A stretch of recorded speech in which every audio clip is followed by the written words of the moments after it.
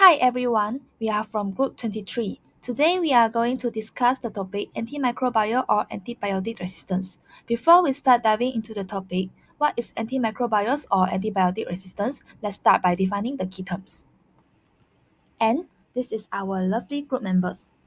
What is antimicrobials? Antimicrobials are medicines used to prevent and treat infectious disease in humans, animals, and plants, which include antibiotics, antivirus, antifungus, and antiparasitics.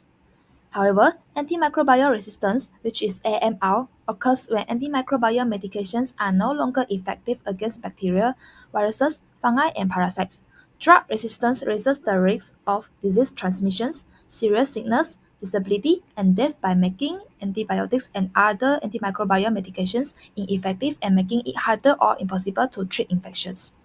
AMR is a natural process that happens over time through genetic changes in pathogens. Its emergence and spread is accelerated by human activity, mainly the misuse and overuse of antimicrobials to treat, prevent, or control infections in humans, animals, and plants. Antimicrobial resistance or AMR is often referred as the silent pandemic because it claims large amount of life, yet remains largely overlooked by the public. The number was clear and it's proven to kill more souls than some well-known global pandemics did. Despite of this horrifying truth, antimicrobial resistance still absent from the public awareness due to a lack of understanding about its true nature. Then the real issue that we'll be discussing is how something so disastrous remained this peaceful. Despite its serious threat, antimicrobial resistance is developing widespread and frequently goes unrecognized. Antimicrobial resistance is a slow-moving issue, with concealed consequences in hospitals and underfunded areas, in contrast to abrupt pandemics. Since there is no specific pathogen that causes the problem, it is complex and extensive, making communication challenging. In order to raise awareness and provide financing, advocates stress the importance of powerful personal narratives, extensive partnership, and government action. Effective antimicrobial resistance prevention requires extensive public education and more robust advocacy. Infections that were once easily treatable could become deadly. This is the alarming reality we face with antimicrobial resistance, or known as AMR. But how does this resistance develop and why is it such a threat?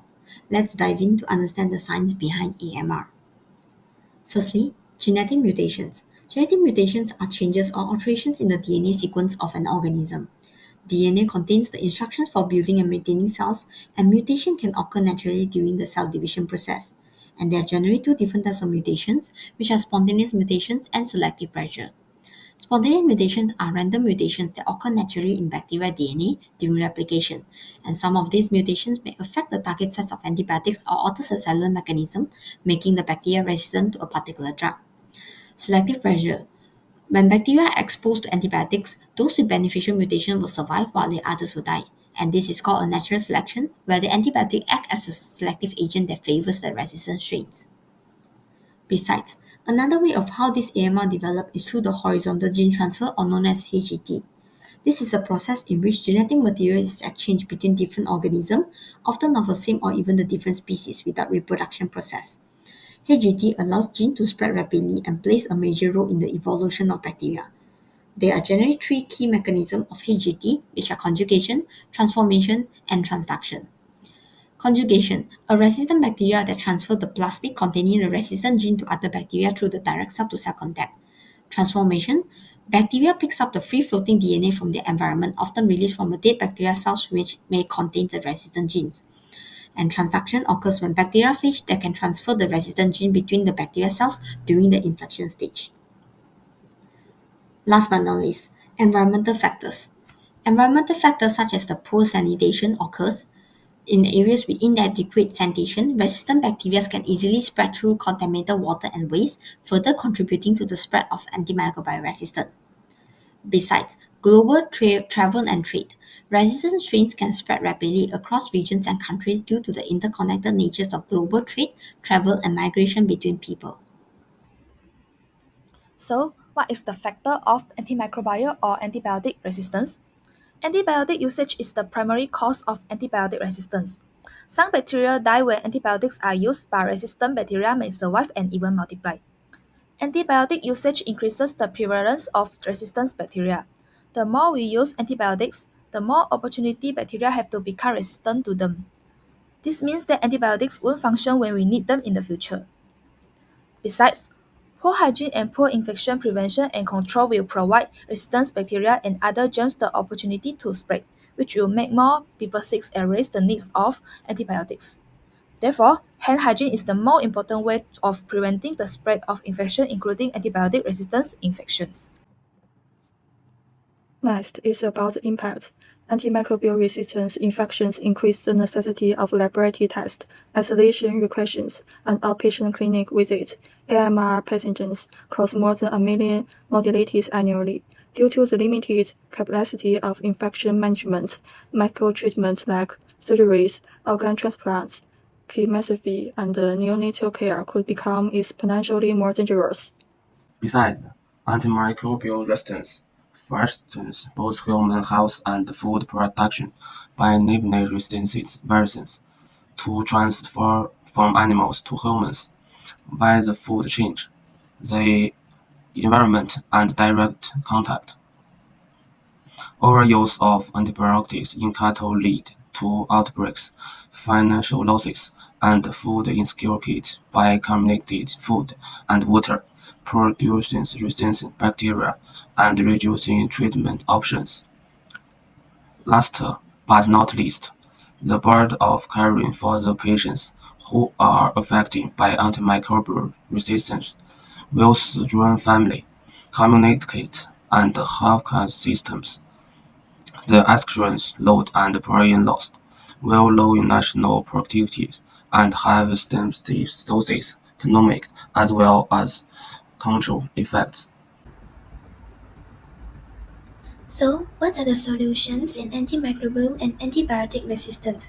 First, it is regulation of OTC drugs. In developing countries like India, easy access to over-the-counter drugs and limited healthcare service lead to widespread self-medication, increasing antimicrobial resistance, health risks, and economic losses. To address these issues, there is a need to strengthen regulations on OTC drug sales and promote the rational use of antimicrobials for better health outcomes and economic stability.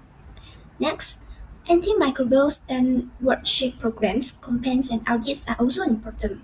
The European-funded Happy Audits project found that interventions targeting primary care physicians and patients, such as general practitioners actively participating in audits and discussing the results of them, have been found to be effective in reducing the usage of antibiotics.